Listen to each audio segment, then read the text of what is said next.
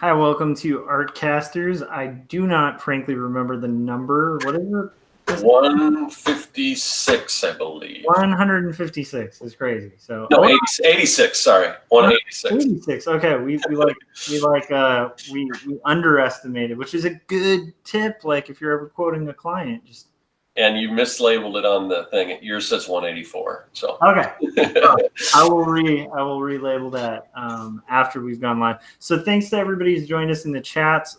This is the live art show where we talk about like art and professional art and illustration, graphic design, cartooning, a lot of the ins and outs of that kind of stuff, and we work on our own personal projects while we're going. So anyhow, as usual, we start with sharing everybody's links.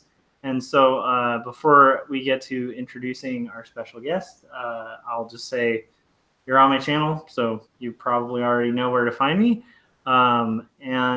Scott, where can people find you and your stuff? Yeah, you can find me on YouTube at Circworks, SERKWORK. I'm also at circworks.com. As far as what I'm promoting, I think Josh and I are both promoting. We are down to the last 24 hours of the 100 Days of Making Comics Anthology #2, Werewolves and Unicorns and Other Mythical Creatures. It's 28 different creators, 28 different stories.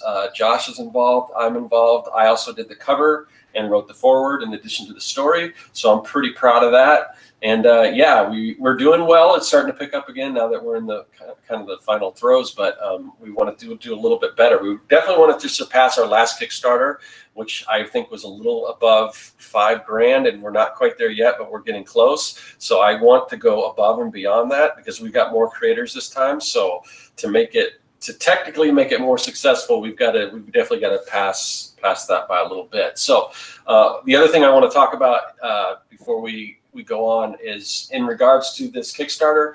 Tomorrow on my channel at I think it's going to be around 9 a.m.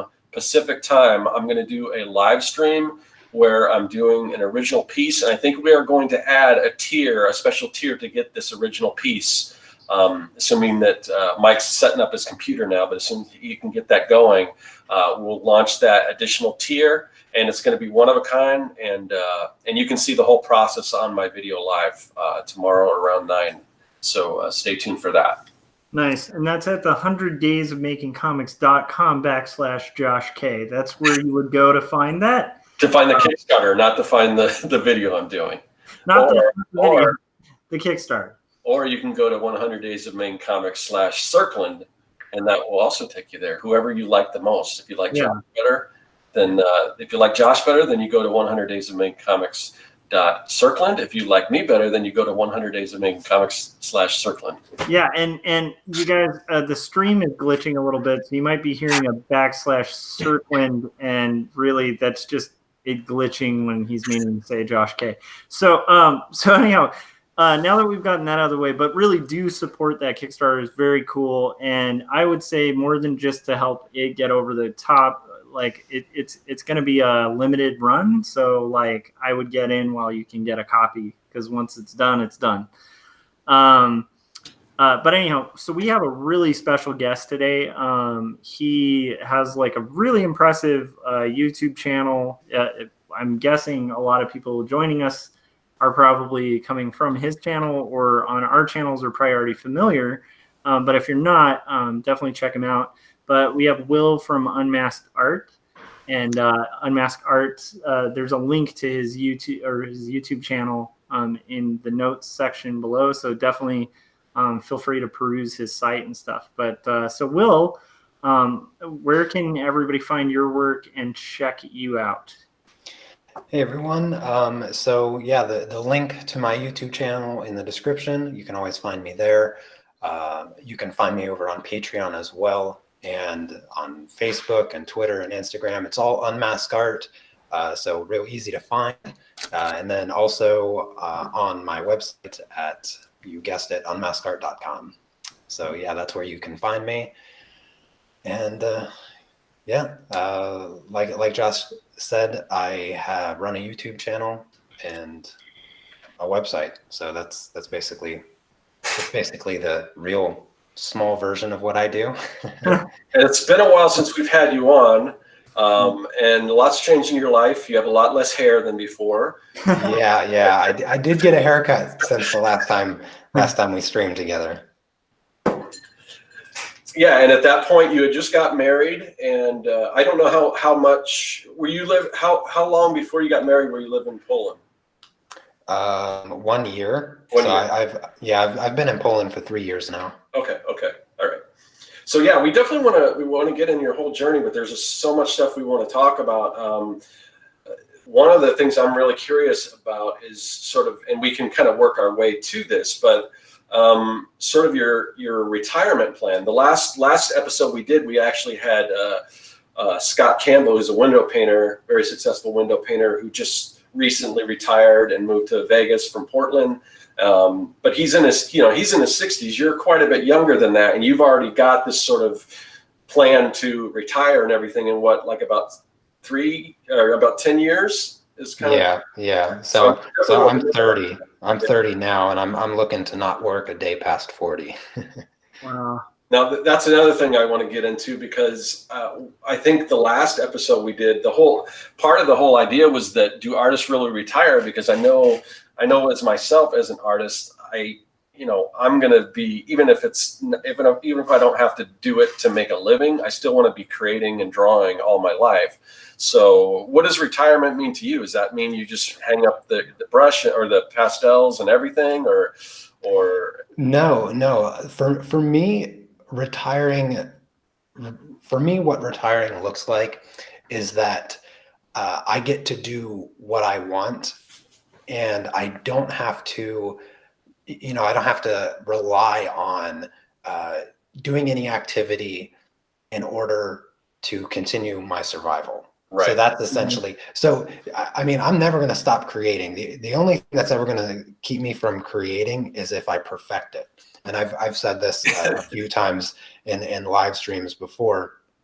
The day that I quit creating is the day that I create the perfect piece. So if I paint the perfect picture, then I'm done, because what more is there to do?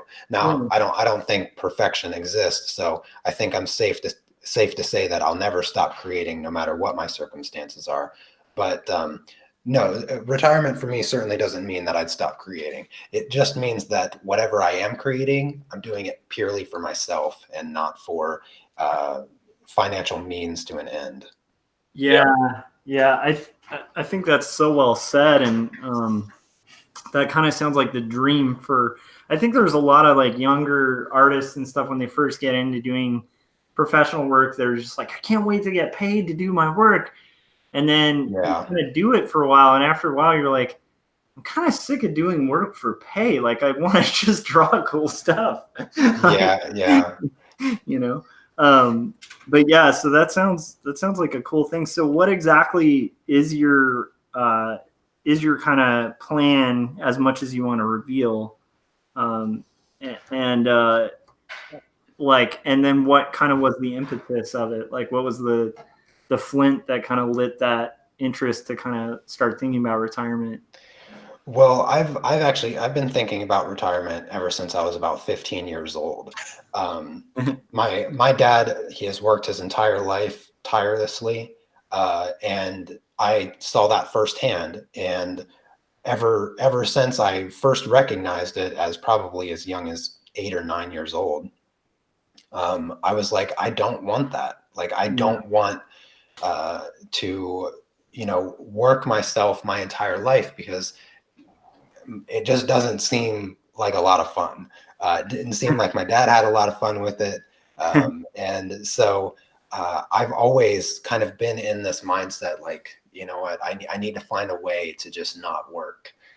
Not because I was like lazy or anything, but actually quite the opposite. I was like, if I'm going to put in all this work, let me put it in the right way, so that I don't have to do it my whole life. And so that was kind of the catalyst that has, driven me throughout my my youth and into my adulthood. And so, I mean, I suppose I wasn't really putting in the work that I could have, because, knowledge is everything in this aspect. And Yeah.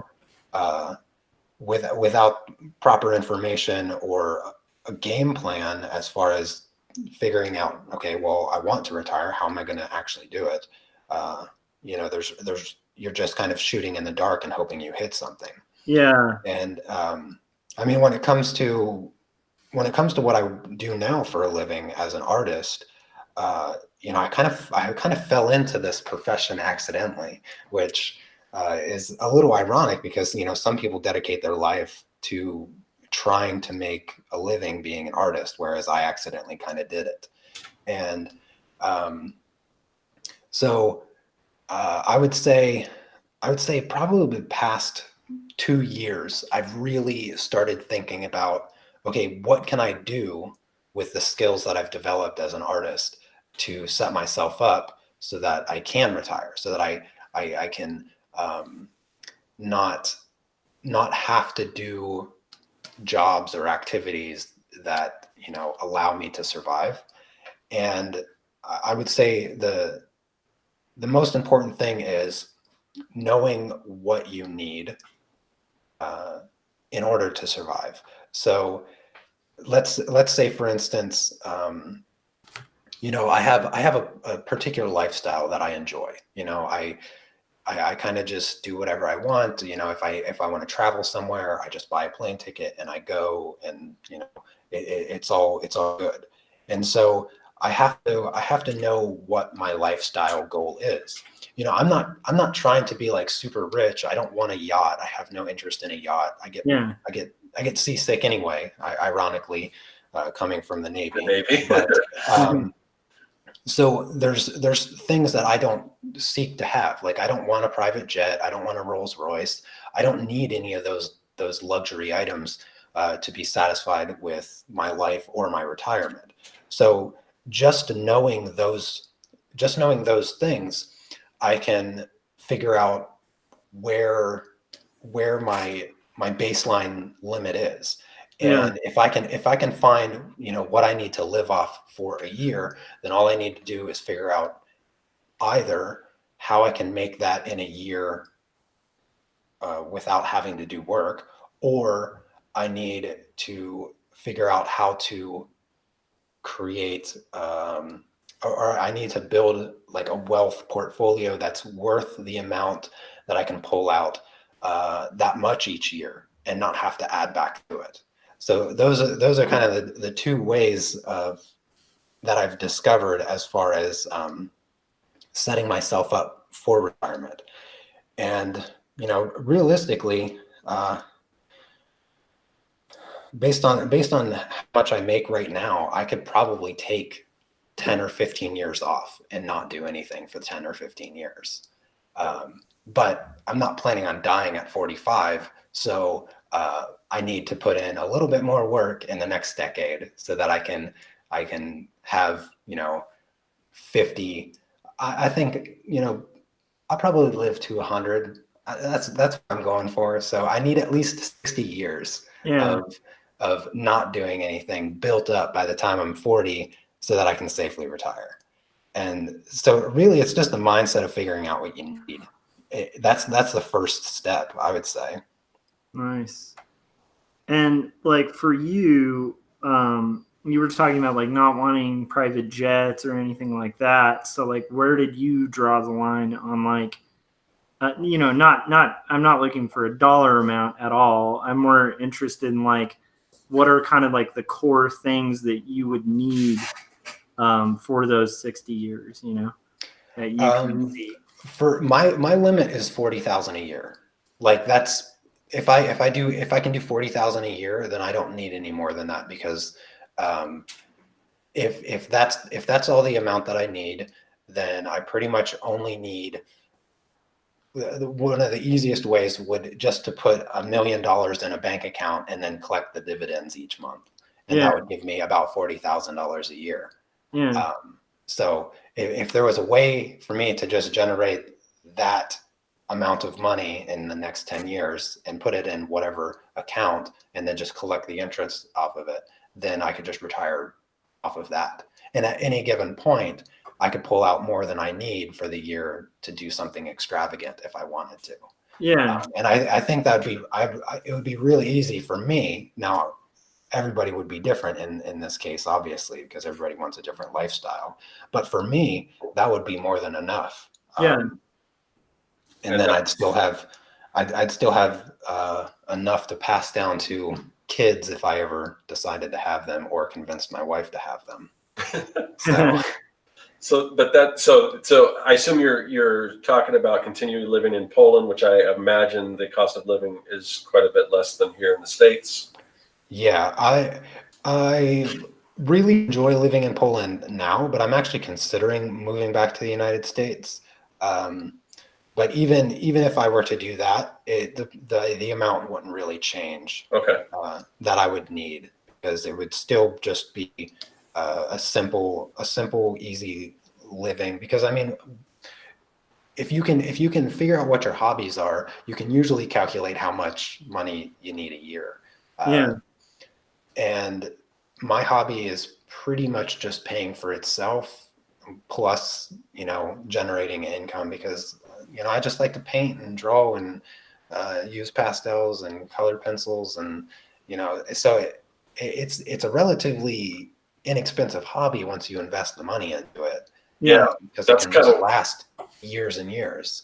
That's very similar to the way I look at it, because I see my friends who have, they've got boats and ATCs and all this kind of stuff. And the cool thing is, I mean, I like doing that stuff, but I don't need to own my own. I mean, they invite me to go, and my dad's got stuff like that too. So if I want to do that, I can, or you can always rent it or do all that stuff. But, a lot of the things that they kind of, they work for the weekend, and then they go and do all this stuff. But I'm sort of fortunate, like you, where the things I like to do, I kind of get to do for a living. And so it pays for itself, but it also, that's what I like to do. And like a lot of things I spend my money on is really, it's art supplies and things that are a tax write-off and everything anyway. So it's like, I'm kind of in that same boat you are. Yeah. Like even the entertainment I consume is generally created by artists. So once again, it's like a tax write-off. So it's like, it's not really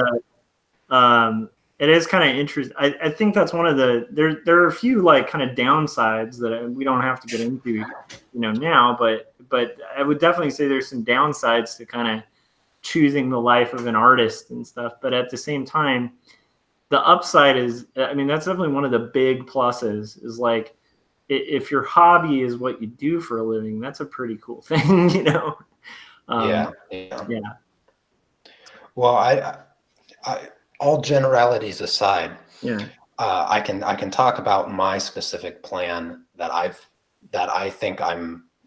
working to implement right now. Yeah, that would be great, because I'm fascinated. Like, to be honest, I don't have much of that kind of plan, so this will be really educational for me. I'm sure for a lot of people.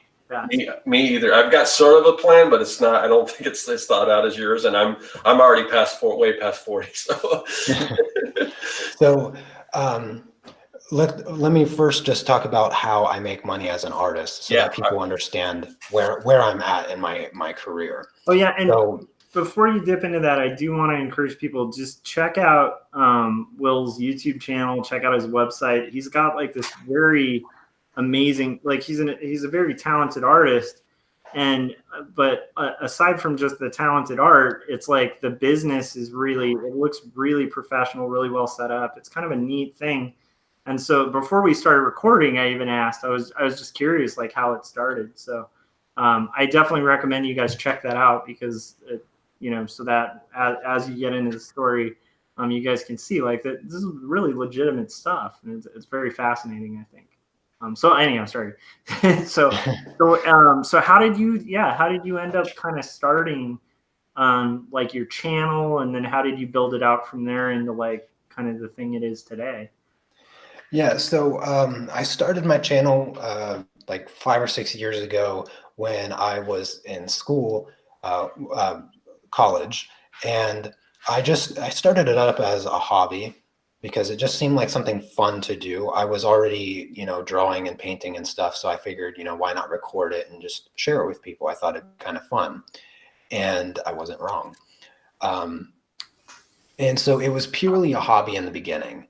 And then I graduated college, and I was going to work for my master's degree in education because I was going to be a high school math teacher. That was my game plan.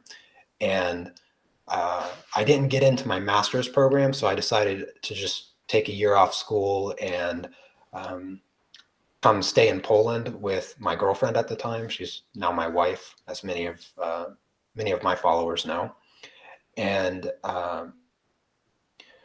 so in that year that I decided to take off, I was just going to spend the time playing on YouTube. And I don't know, maybe a couple months went by, and I was like, you know what? I'm just gonna try to make money doing YouTube stuff. And to be honest with you, I had really no plan, no idea of how it's done or anything like that. I mean, back at this point, I probably had like 100 videos, maybe a couple hundred or a couple thousand subscribers, because I was like 2 years into my YouTube stuff. And so just from my artwork alone, I was gaining some subscribers and some views and stuff, but I never made more than like $5 in ad revenue. And I didn't even know how to get it out. Like, I didn't even know how to get paid. So I just ignored it. I was like, it's $5. I'm not gonna fight YouTube for $5 because I had no idea what it even was or how to get it or anything like that. So I just pretty much ignored it. But I had come across Patreon, so I was like, oh, maybe people will support me on Patreon, and so I kind of just made this goal of, for the first year, if I can make $300 on Patreon, I can continue to stay in Poland, because that's really my cost of living here in Poland, since I have the benefit of having a wife that also works. And so I just made that goal, that very small goal of just making $300 a month on Patreon. And at the end of the first year, I met that goal, and I was like, you know what, I'll stretch it out for another year since I made this goal. And I just added it up to 500. I'm living perfectly fine making the 300, but I think I can do better, and it will give me the opportunity to travel back and forth to the United States a little bit easier, so I can see my family still. And so I just made the year 2 goal of doing $500 on Patreon. And in the meantime, I had gotten, a billion requests from like those MCMs, the multi-channel networks that constantly email you when you have over 1,000 subscribers. And I decided to just go with one. I didn't really know anything about it. I thought it was the coolest thing in the world that they were asking for me to be a part of their network. Like, it just felt like it legitimized what I was doing on YouTube. Nice. And so I just kind of went with the first one, which probably wasn't the best idea in the world, but it worked out. And then I started actually getting the paychecks from my YouTube ad revenue, and it was nothing. It was like $10, $15 for like the first 2 or 3 years. And it wasn't until the end of 2017 that it broke like $100. And I was super excited when I got my first YouTube paycheck that was over $100. I was like, oh my gosh, $100 for literally just having videos. Yeah, now they don't even pay for the shit of 100. Yeah, ironically, it wasn't.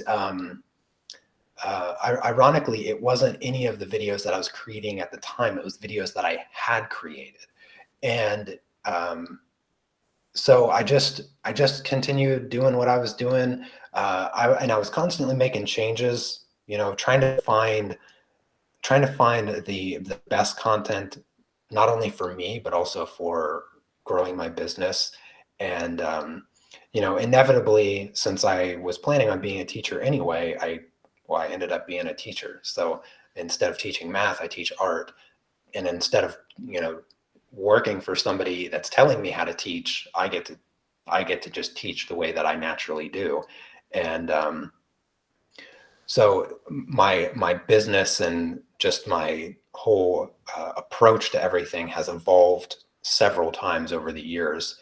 And then, fast forward another year, the end of 2018 is when my first video went like semi-viral, Nice. and it consistently made me $50 a day for like 4 months. What video was that?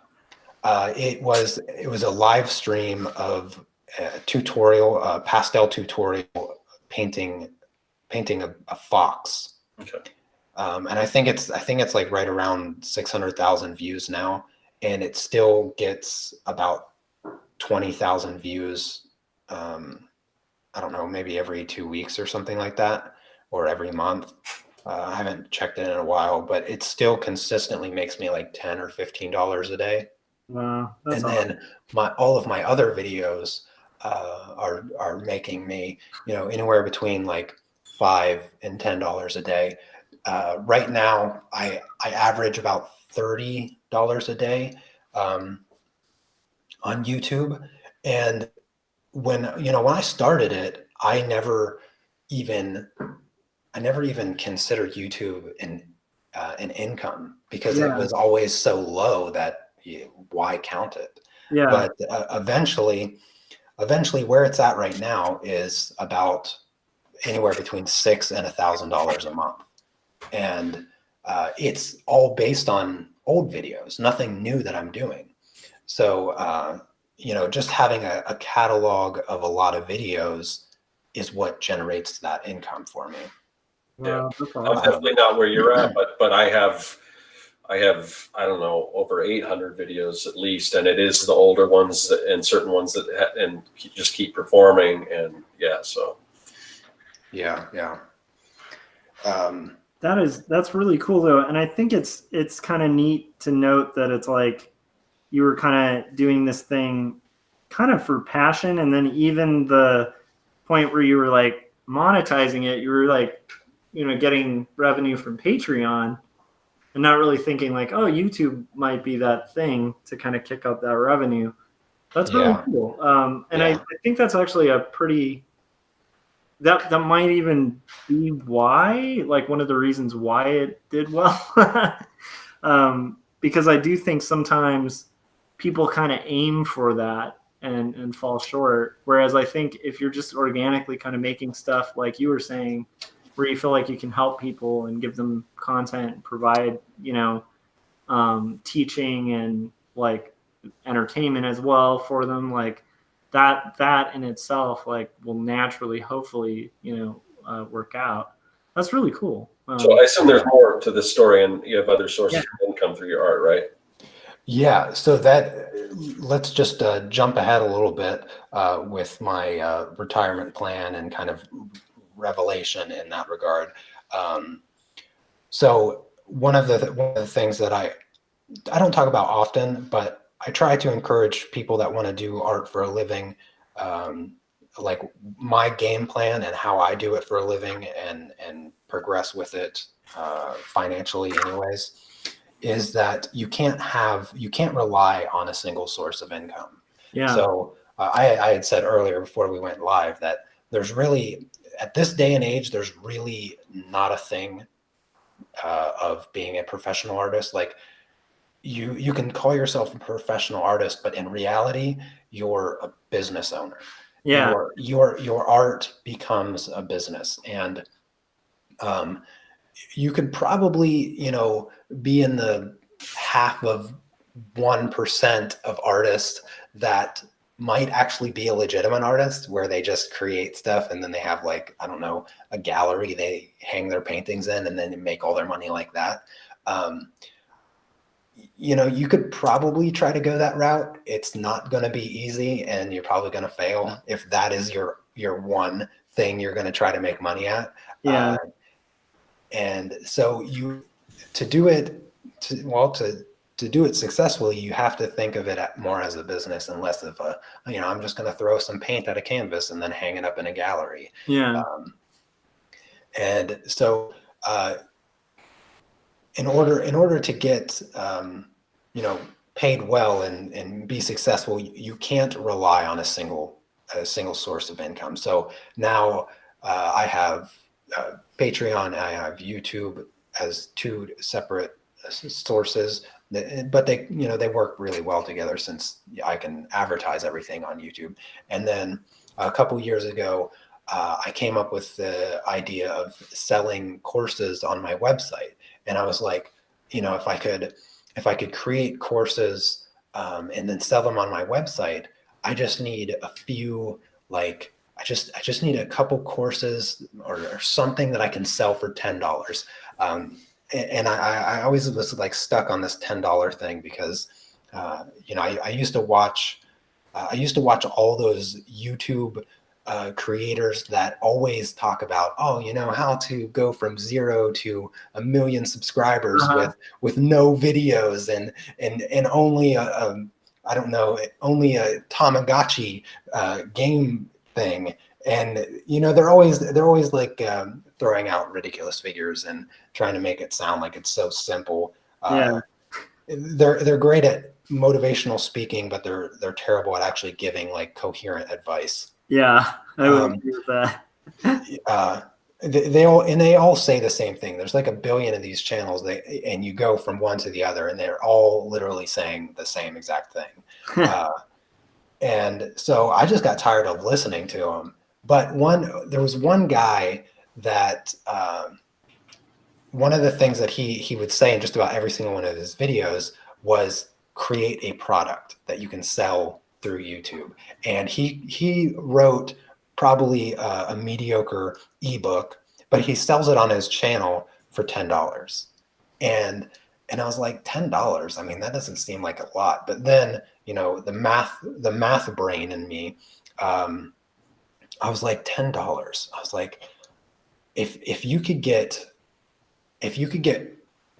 let's just say 5% of your audience buying a product that you sell for $10. Now your audience is continuously growing. So there's only the audience that you currently have access to. So let's just say 5% of 100,000.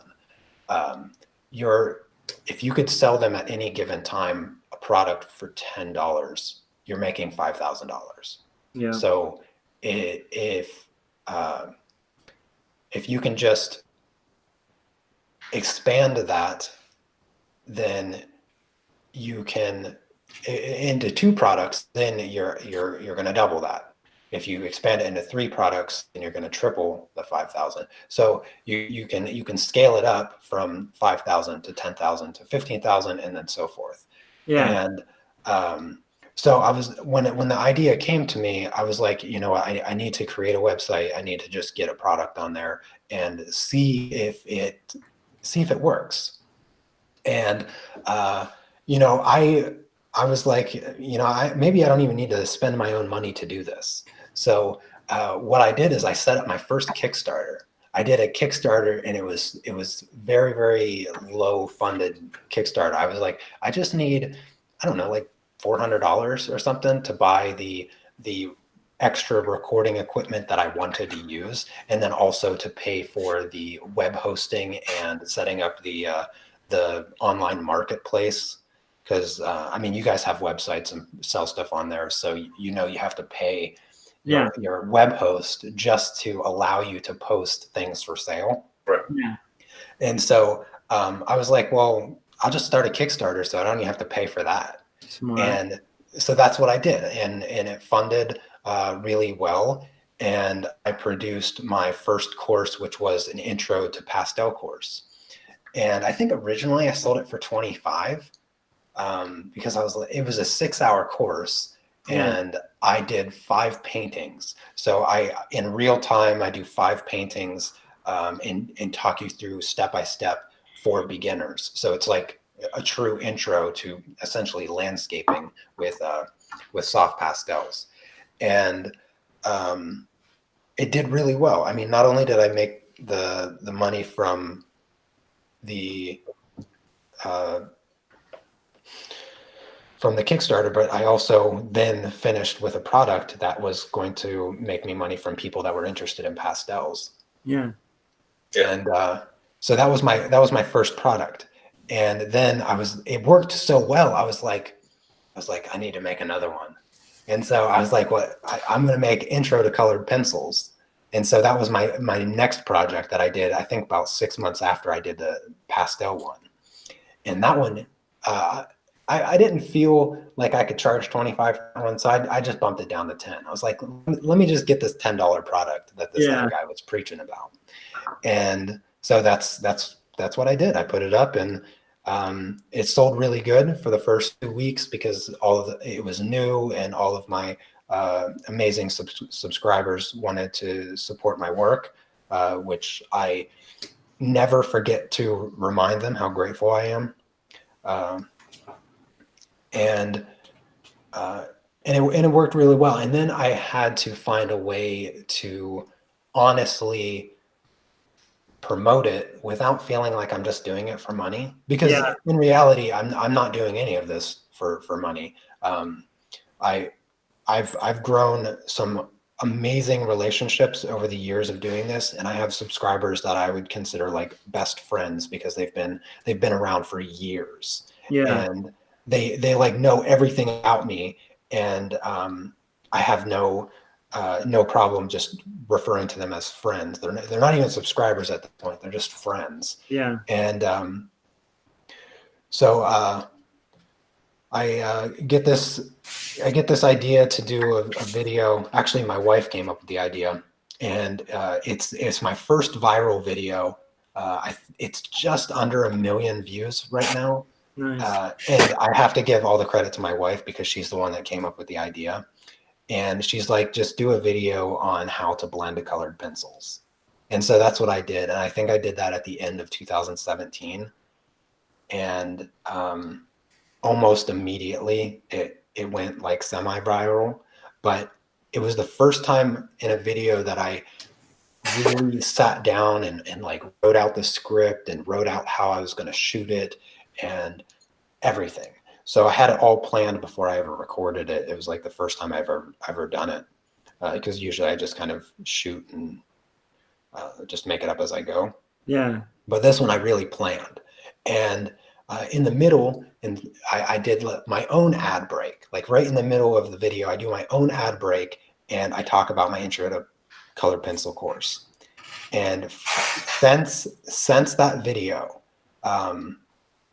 you know, the conversion is probably closer to 10% of the amount of people that come from that video go to my website and buy my intro to colored pencil course from that one video.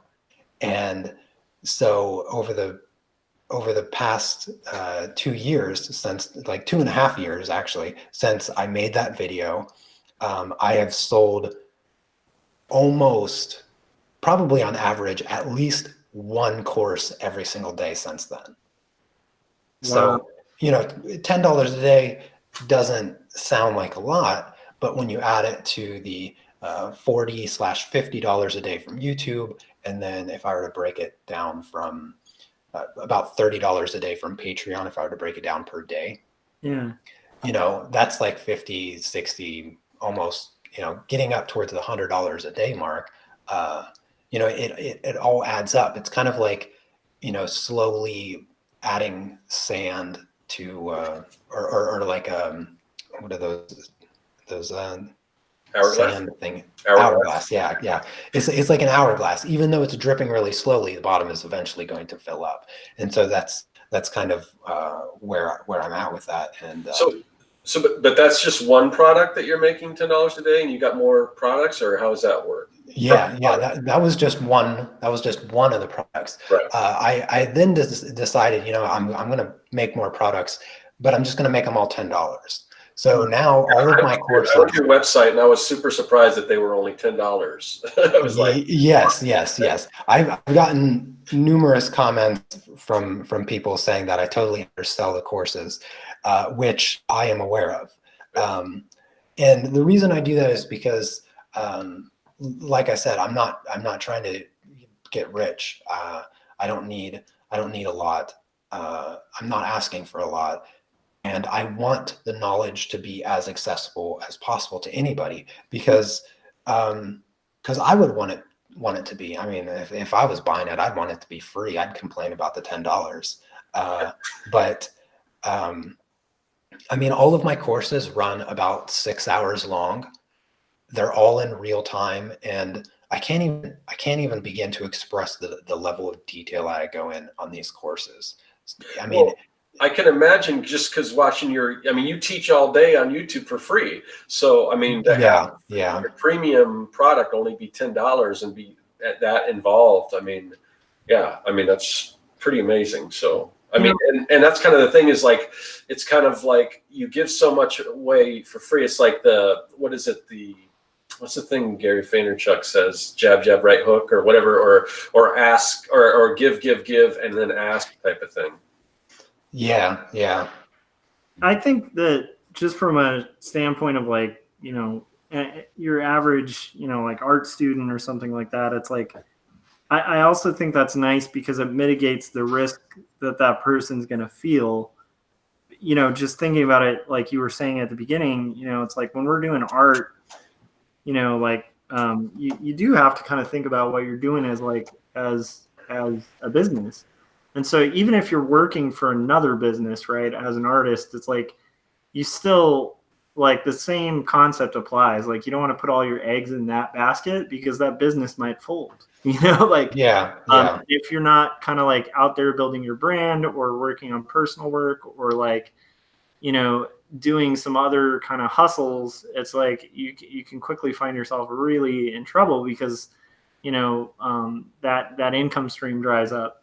And so, like, the idea of diversifying that is really smart as a business. But the other thing is, like, a lot of business is about mitigating risk for like customers, for your own business, and like that's a really great way to mitigate it because, like, to me, it's like, hey, if I spent $10, like, here's the thing, I've watched a bunch of your YouTube videos prior to us having you on and stuff, and they're great. And so I have no doubt that like they're probably like incredibly in depth, and you would probably get a lot out of them just watching them. But the nice thing is, like, let's say you're somebody who stumbled on your YouTube channel, watched 1 or 2 videos, and was like, yeah, I don't know. But then you see it's $10. It's like, well, the worst case scenario, I'm now at $10, which that's not like the worst loss, That's great for like that too, because like for me, if it were any more than $10 with like my own buying habits online, if it's more than $10, I'll be like, do I really want this? But like $10 is like just at that sweet spot of like, yeah, I mean, that's reasonable. Like I could, so I think I don't know, just that actually seems like a really smart way to go, but that is a really good deal for such an expensive course. Yeah, I want definitely will to continue. I'm because I'm kind of going down that path right now where I'm going to heavily invest in digital products. I'm doing digital products for right now. I just got a freebie that I'm giving out if you join my mailing list, but I'm going to do some premium stuff just for comic book creators, like comic book fonts and just tools, digital tools for comic creators. So, but I was planning on charging around the $20-$25 range for, depending on what it is. Like for the fonts, it would be around probably like $8 or $10. But I'm kind of liking this $10 seems like the sweet spot. But I wanted you to go ahead and go into kind of, you were about to talk about what you put into the video. So yeah, so I mean, once I kind of got my setup for the courses, because it's in the beginning, it was a lot of planning, like to do the courses and trying to figure out. And I don't know anything about running a website. I knew nothing about even how to set up a website or anything, how to get a domain name. I knew absolutely nothing. One of my subscribers, actually, Wendy, she's been a longtime friend now, several years. She actually helped me migrate my website because I had no idea how to do it. I was on this I don't even know who it was, but really, really junky, build your own website platform. Mhm. And I couldn't do anything. I was like, I don't even know how to do this. I want to move it to someplace better, but I Yeah. had no idea how to do that. I didn't even know I could move it to someplace. Like I'm trying to emphasize how little I knew how to do this. And so I jumped on like Facebook chat with her, and we spent like an hour just hanging out, and she was telling me how to like change over my website and stuff. And she even gave me, I'm on Weebly now, which is like Squarespace or whatever those Yeah. self-built sites are. And that's what she recommended. That's what I moved to, and I enjoy it. I don't have any intention to move it again. But yeah, she straight up walked me through the process. It was quite amazing, and that just goes back to creating those relationships that I have with my subscribers now, because they're less subscribers and more friends at this point. But once I figured it out how to do it, and I had to figure out how I was going to make the product, and I just worked with what I knew, making videos and editing them.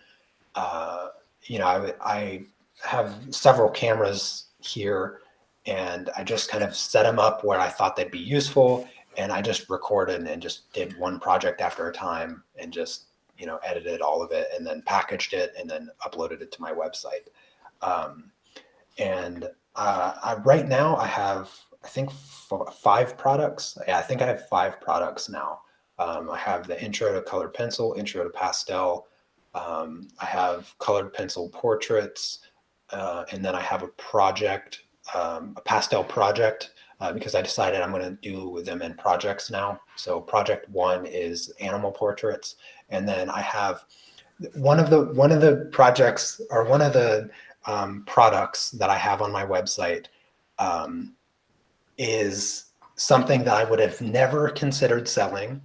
And it was actually more of an idea that I had bounced off my subscribers. And they're like, yeah, I would buy that. And I was like, well, heck, I'm going to make it then. And you probably can't see on my camera here. I can turn it, but my I saw wall of color charts. Mhm. So hopefully my camera's good now since I moved it. So my wall of color charts here. The product I ended up making was just a color chart of my 3 sets of colored pencils. So it's the Prismacolor, Luminance, and Polychromos. And all I did was make a chart with all of those pencils in a good order that kind of matched the colors into families. And I sell it on my website for $5, and it sold like crazy. Yeah, you know why? Because, and this is one of the things when you start doing, digital products, like, I don't know if you're familiar with like Creative Market or Design Cuts or any of these digital marketplaces. Basically, graphic designers will buy, assets to use in their designs. And a lot of these are things that they could probably create themselves, but it just takes so much time. Like if I was going to sit down and make my own color chart, I mean, why bother for $5 if I can pick up something that somebody had already made? That's why, because it's what you're doing is you're saving people time. Yeah.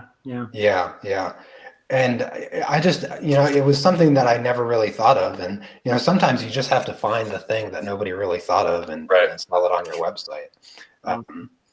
But it just adds to the list of potential sales that I'll have in the future. If somebody's looking for a color chart, if they Google it, they'll probably find my color chart for sale. And yeah, so it just kind of snowballed, and it adds another generating income source that you put the work in one time. Like, I only made the course once, but now it sells like every day. Yeah. And I can continue to promote them in my videos. I can just mention them on my live streams. And there hasn't really been a day in the past 2 years that I haven't at least sold one course. And yesterday I had 4 or 4. No, I had 5. There was 5 sales yesterday of my courses. And so it just snowballs. And then it becomes a stream of income that, I don't really do much with. Every once in a while I'll mention it in a video or a live stream or whatever. And, I'll get a new viewer and they'll be like, oh, that sounds interesting. And they'll go over to my website and buy it. And that's basically how it works right now. Yeah, I think I'm going to have to go pick one up, even though I probably don't have time to sit down and learn color pencil. I mean, beyond what I already know, which has been a while since I've done it.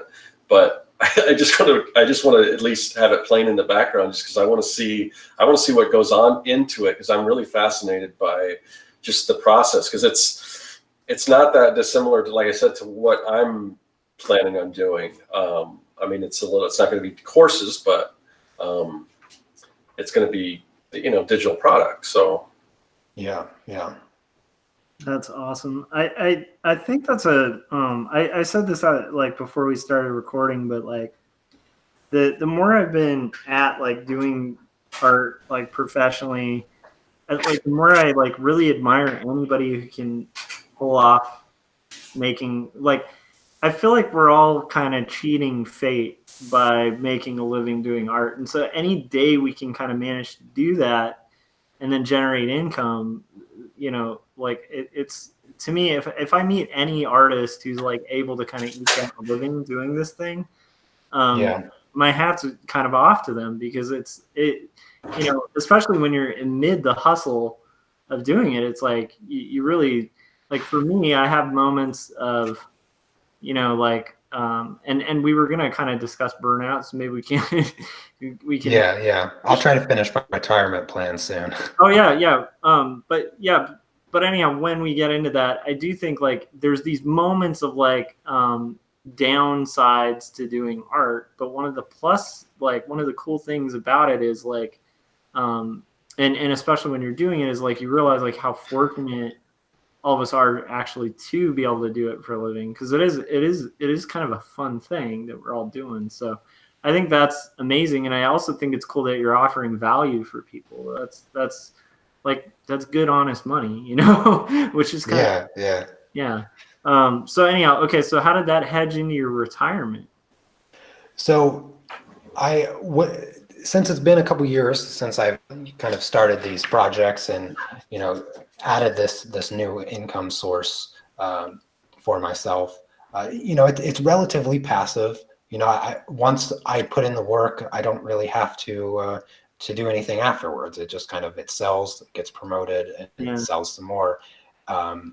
So it got me thinking, what is a way that I can generate, I can continue to generate passive income and get to my goal of like 40,000 a year, so that I can just, live, relax, paint, draw, do whatever I want. And so that's what started getting the gears turning, as far as what I need to come up with in order to actually retire, with minimum work. Because let's be honest, there's really no real way to generate like passive income. There's always a little bit of work involved, So even like retirees still try to get jobs at Walmart, right? Because they're bored out of their mind. So you need something to do. So I'm not looking to like literally sit on the couch and be a lazy bum, and expect my passive income to continue to work. But that's what I was thinking. So that was the mindset I was in, that I needed to figure out how I could just add maybe another source of income or increase my passive income. So I've thought of a few things. Aside from courses, another really good way to generate passive income is to write a book.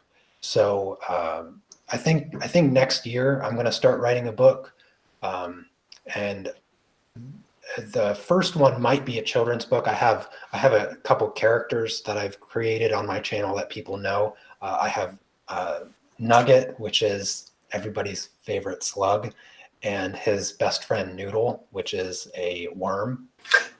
And so I think I'm going to create somewhat of a comic or graphic novel for kids, and just write a small story there.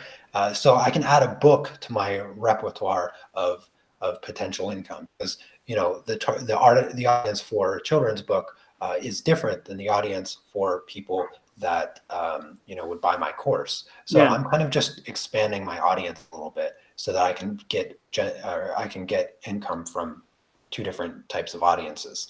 But it falls in line with what I do, as far as producing artwork. So and I've always enjoyed writing. So a book is one of the things that I intend to add to my list of projects and products.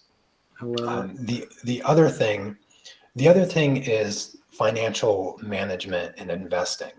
So I never really talk about I don't talk about like money as far as investing on my website or on my YouTube or anything like that, because I mean, even though being a professional and making a living of it is solely dependent on your finances, I don't usually go into depth on how I uh, invest my money.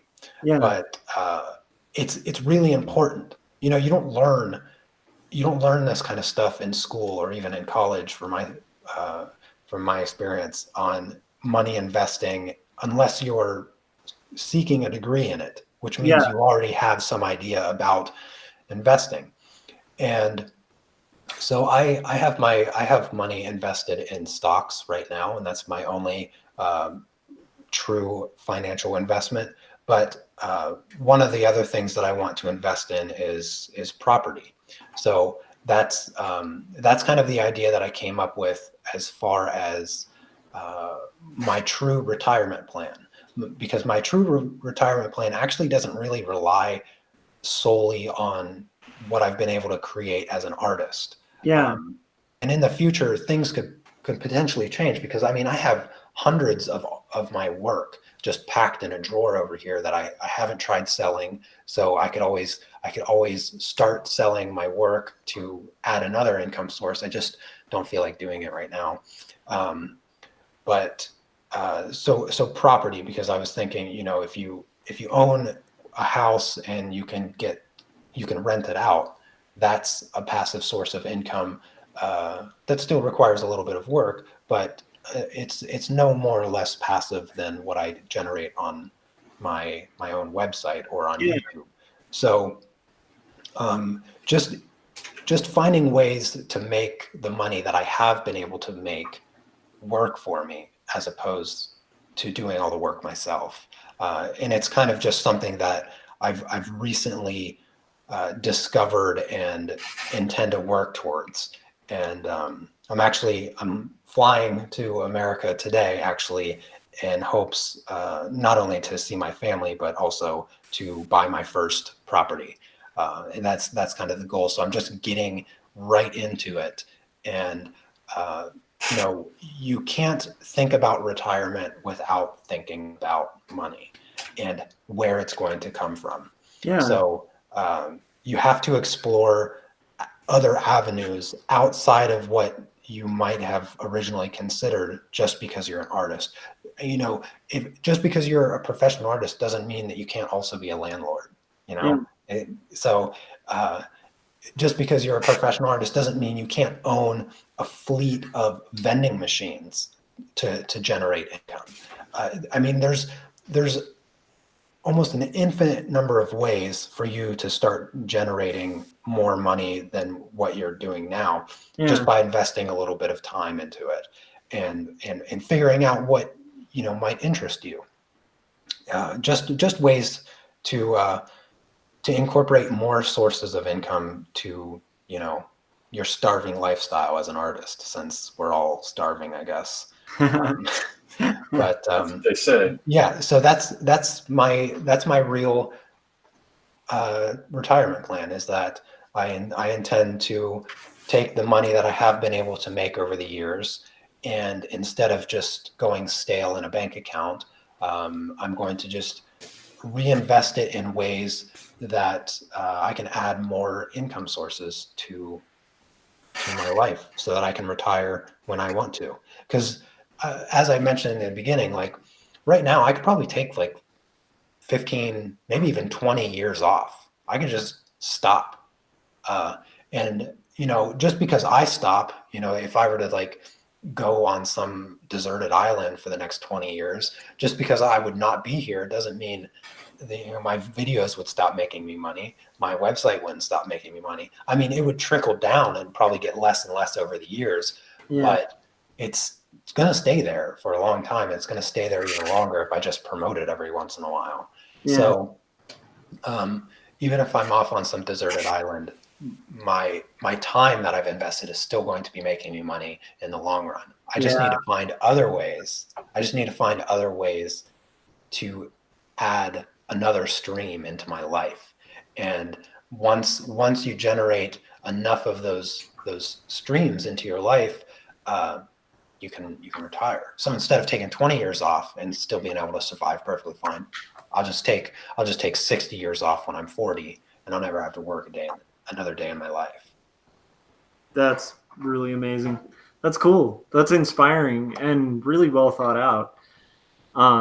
And I think that explains kind of, because we've talked about passive income on here. Scott's talked about it a lot too, because that's part of his kind of game plan right now. And I definitely think that's a really good way to go, because, the passive income I generate makes me money, and it's stuff I did 10 years ago. And it's like,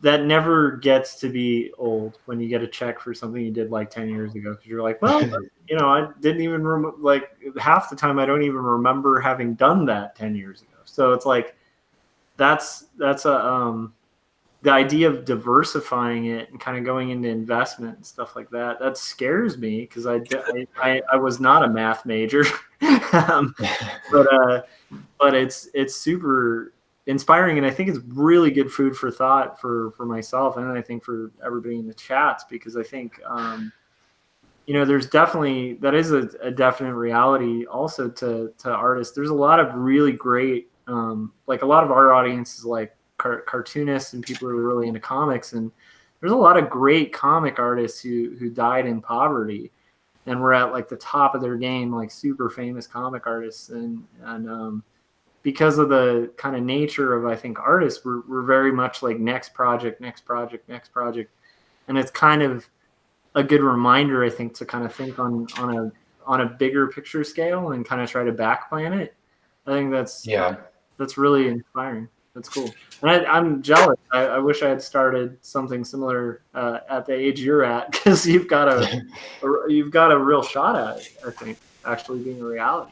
Yeah, I mean, I'm even, I'm envious and nervous myself, because like, my girlfriend and I have talked about getting a place, and I was like, well, what if I, kept my house and maybe use that as an investment or something, and then I immediately go to, oh man, that's gonna be a hassle. What if somebody moves in and destroys the place or whatever? It's like, is it more problems than it's worth and everything? So I don't know. I mean, obviously I don't want to get too far into that, because this is sort of an art podcast, but I don't know. I assume you've looked into a lot of that stuff and everything. Yeah, we can chat a little bit after the show. Okay, cool. Yeah. But I mean, I don't know how much, if that's, I mean, you're talking about leaving for the States to try to scope out and hopefully purchase your first property and everything. I don't know if there's more to the plan beyond that, but you talked about maybe building that, maybe getting additional properties. But I know you had mentioned that you also wanted to touch on burnout too. So yeah, we can switch from the retirement to the artistic burnout, because I mean, that goes kind of hand in hand. Good, yeah. What is retirement but the ultimate burnout, right? Right. And this is, I think just about anybody that's done art for more than a week knows what burnout is, because it's almost like an inevitable life cycle in the whole process of just being artistic, because even when you're super motivated, you sit down to a blank piece of paper like, oh my gosh, I don't know what to even draw, or I don't know what to paint, or what can I do? And when I first started, so I'll kind of go back to the beginning a little bit. When I first started my YouTube channel, and I went for that 1 year where I was like, oh, I'm going to try to make $300 a month in this first year. I was like, I'm just going to do everything. So I'm going to make videos on colored pencils. I'm going to make videos on markers. I'm going to just do fan art, and I'm going to do original pieces and just all kinds of stuff. And as I mentioned before, when we were chatting before the show, I was doing 8 videos a week, and I did it for like 3.5, maybe 4 months. And when it was like December or something, it was like the 1st of December. It was like December 1st hit, and I was like, I can't do this anymore. Like, I can't even move my eyelids. Like, I gotta stop. And it was not the most productive 3.5 months, ironically, because I just spent 3.5 months working like 80-hour work weeks, producing 8 videos a week.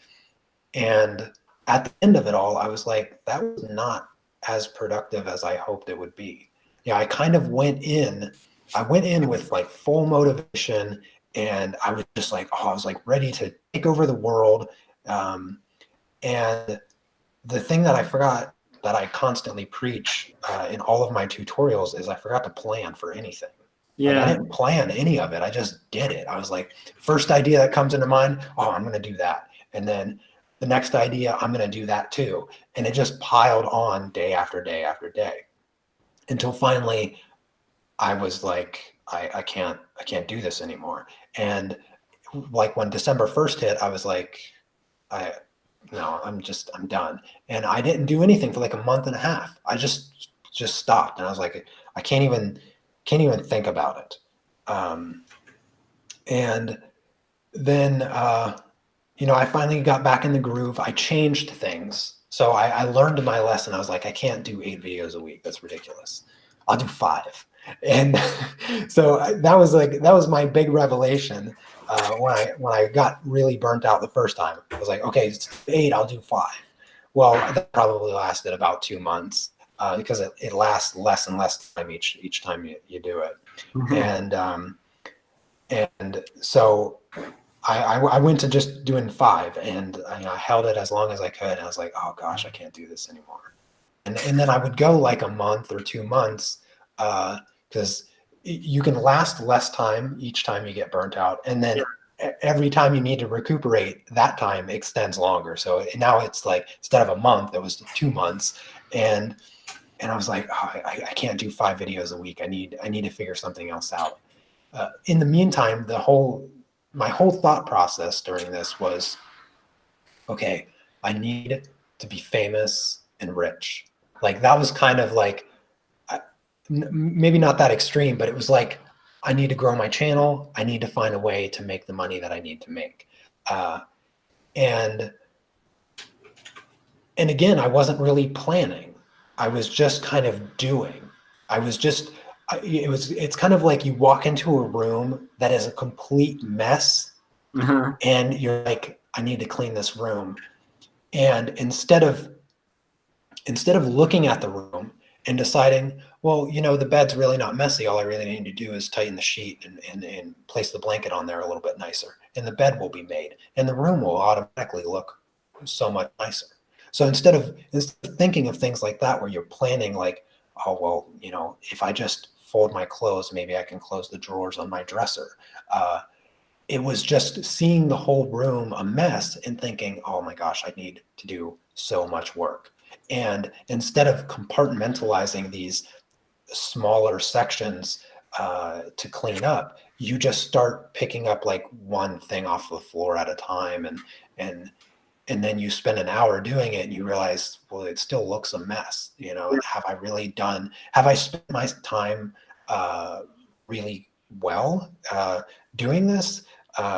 Maybe I should rethink of this. And you spend 2 hours doing it, it still looks a mess. You're like, oh gosh, I need a break. And that's when you get burnt out. When you are kind of sitting there spinning your wheels, you're you're feeling like you're doing something good, but you don't realize that your wheels are spinning. And that's, I think, well, ironically, that's exactly what a car does when it does a burnout. It's sitting there smoking its tires and not really going anywhere. So it kind of, it dawned on me because I was having a conversation with my dad just a few days ago, actually. And I don't even remember how we got talking about like burnout in general, because we were just talking about work and how when he was younger, and he was working at his own garage, he'd come in and he'd see all these projects lying around, very similar to the way an artist would walk into their studio and see all the things that, they need to get done, either for a client or, whatever it is they're doing. And he said that, he would think to himself, and this is what he told me, he would think to himself that, I can get a lot done today. I'll just start with this one thing and just go from there. But what would end up happening is he'd do that one thing, and it would take him a lot longer than what he anticipated, just simply by lack of planning. Yeah. And then by the end of the day, like, he'd be exhausted, and he'd look back and he'd be like, man, I really didn't get anything done. I had all these projects around me, and I really just got this one thing kind of started. And it was just more about a lack of planning.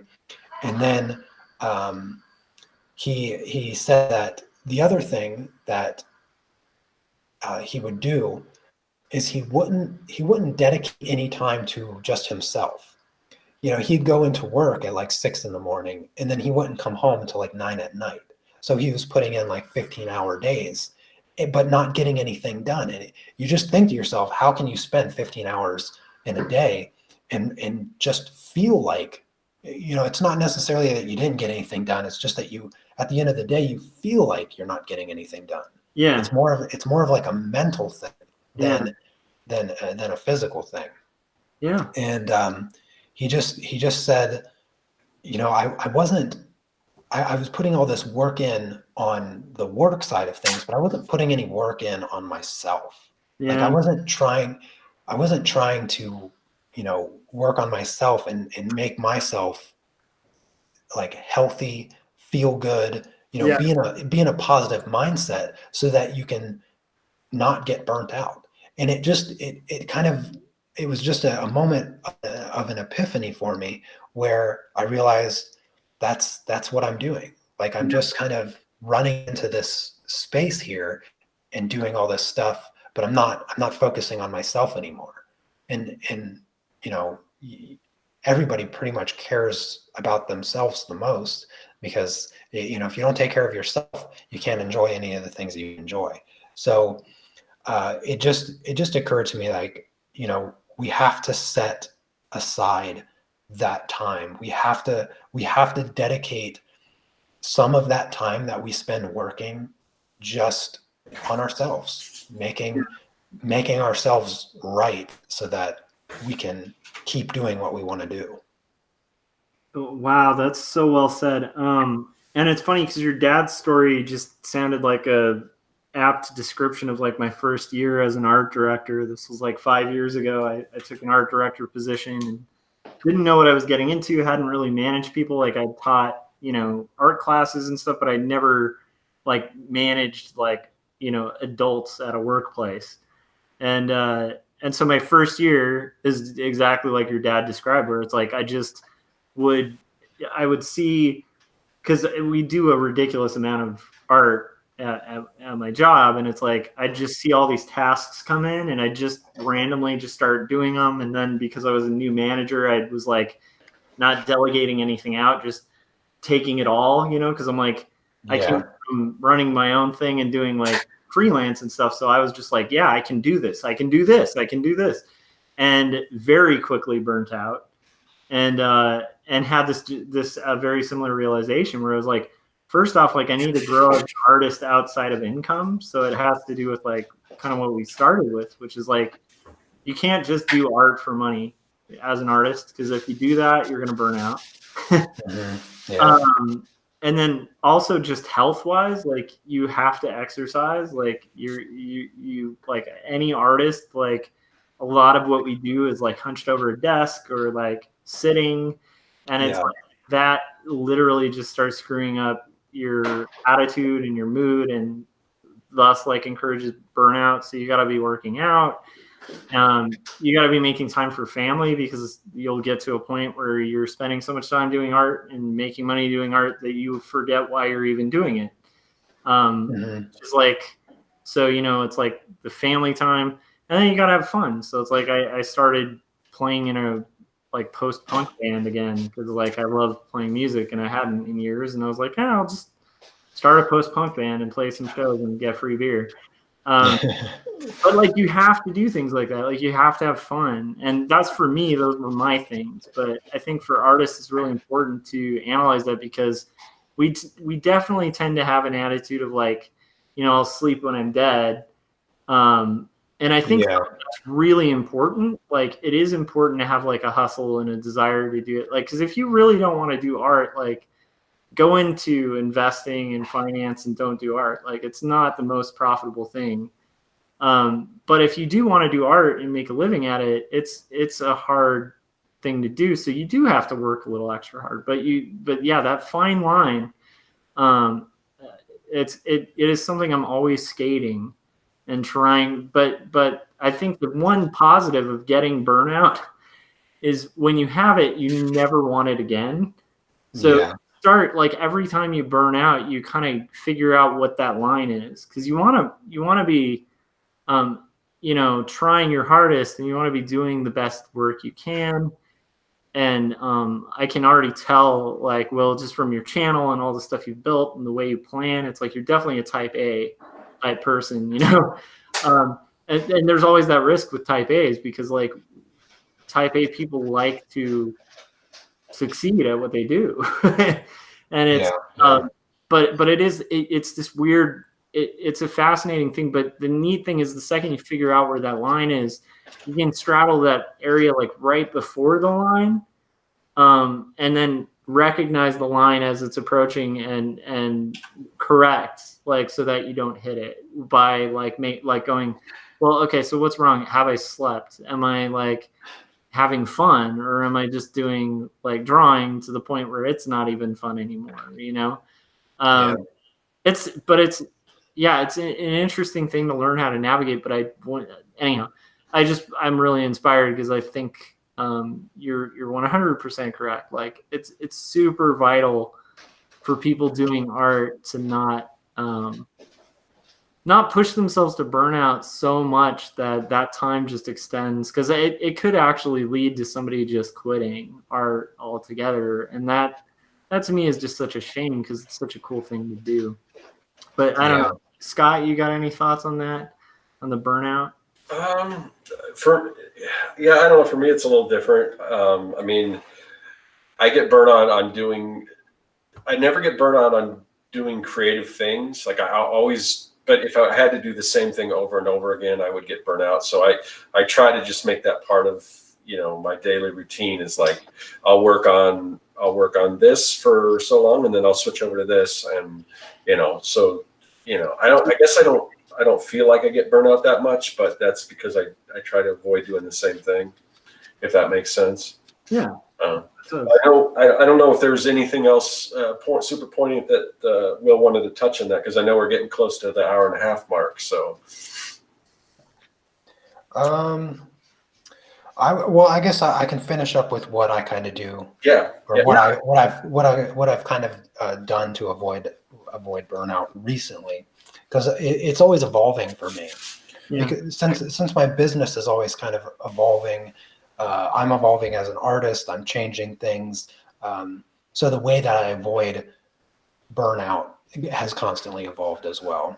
Yeah. And I would say what I've discovered recently that has been just kind of a joy is I've been giving myself these monthly challenges where I spend a month just adding a new challenge to my life. And this is really recent. So I'm not going to pretend like I've been doing this for years, because I've only been doing it for a month and a half, actually. But it's been a fantastic month and a half, and I've really enjoyed the added challenges. So what I haven't mentioned this live stream, but a lot of the people that might come over from my channel already know about me, is that I'm vegan, so I don't eat anything from animal products. But last month, I decided to add a level of challenge to my normal dietary lifestyle, and it was just go 100% whole food vegan. Oh, wow. So that meant I went the whole month without sugar, without oil, without any processed food. And so everything that I ate was like just fruits and vegetables, like in their normal state. So just the produce aisle essentially for the entirety of the month. And it was a unique challenge because, you know, I also like to cook. So I was like, okay, now I need to cook without oil. I need to cook without no flour either. So Yeah. there's no flour, oil, or sugar. And so it was just a month-long experiment of just doing things differently, eating differently. And it was a challenge, but by the end of the month, I was like, you know, that it got easier with each day. And I was like, you know, that was a lot of fun. And I immediately had to start thinking, okay, well, what am I going to do for the month of June? And I was like, I decided for the month of June that every day, no matter what, I'm going to wake up at 5 o'clock in the morning, and I'm going to spend at least 1 hour of a day reading a book. Yeah. And I used to read when I was in the military. I used to read so much, like just a ridiculous amount of reading. My record is 11 books in a single month, and like 11 books that averaged about 600 pages. So not pamphlets, like full-fledged books. And so that's what I started to do for this month of June, and we're day 20. So for the past 20 days, I've woken up at 5 in the morning, and I'd say like 3 days of waking up at 5 in the morning, it completely just changed everything for me, because it changes the way that I sleep. I have a very, very consistent pattern now, and it's actually just flat out amazing. And I've been much more productive as well, because I have this really regular sleep schedule. When I wake up in the morning, I'm really productive. Yesterday, I was able to write a full script and record a narration and edit a video and upload it and schedule it on YouTube, which I feel like I haven't been able to do in a really, really long time. So it's just overall increased my productivity because I sleep better and I'm on a schedule. And then for the relaxing part of my day, you know, I'll sit for like an hour in the morning and read a book for at least an hour. But realistically, I've probably read closer to 3 or 4 hours every day, just because, you know, you get into a good book and you just can't stop reading it. So 20 days in, I am 100 pages into my 8th book. Wow. Yeah.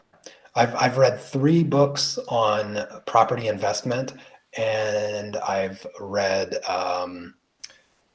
I switch back and forth between nonfiction and fiction, so that I can get a little bit of real life information and then a little bit of just relaxing and enjoying a good story. I just finished one of Dan Brown's books, and I'm 100 pages into his Inferno book right now.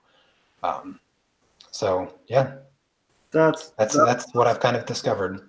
That's pretty amazing.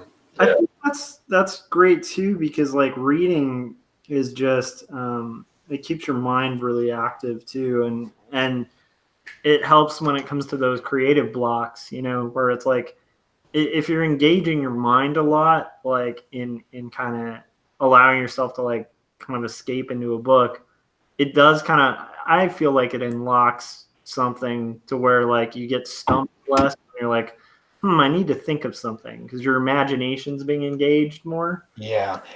Reading a book is kind of like having somebody else give you ideas. Mm-hmm. And it's just a really nice continuous flow of somebody else's ideas that can inspire, it just inspires you, because you get to relax your mind and let the ideas come from somebody else.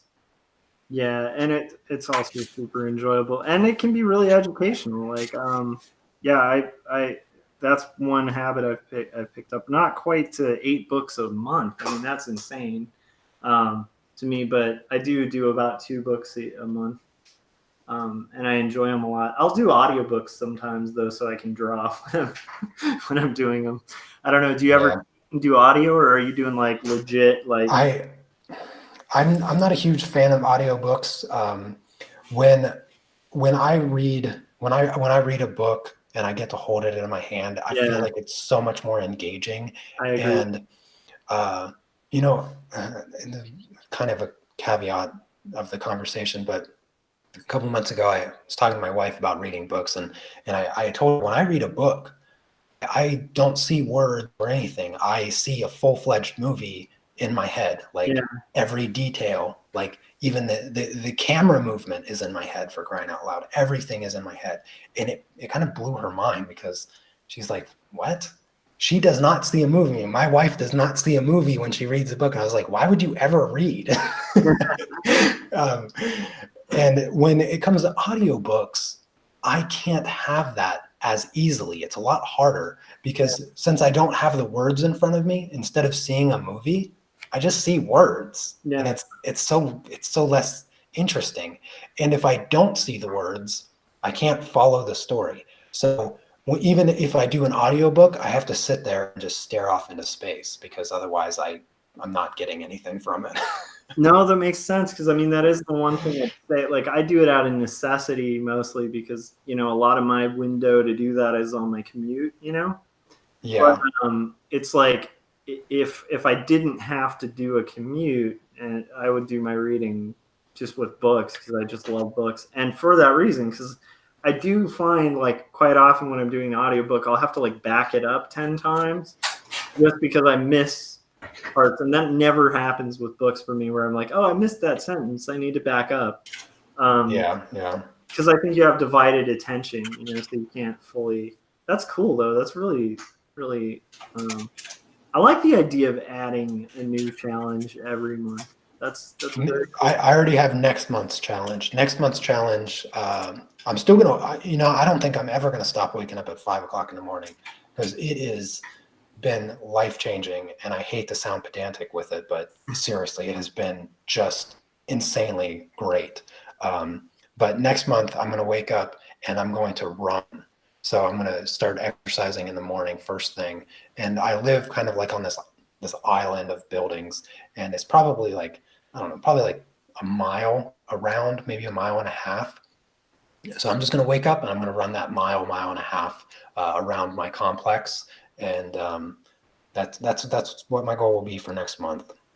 That's what I do, but I have I do that mostly because it's summer in Arizona, and it's like if I waited, it'd be so hot I couldn't do it. Yeah, gotta avoid heat stroke. Yeah. Oh man. Well, this has been so cool and very like informative and fun and inspiring. So thank you for kind of joining us and sharing a bit.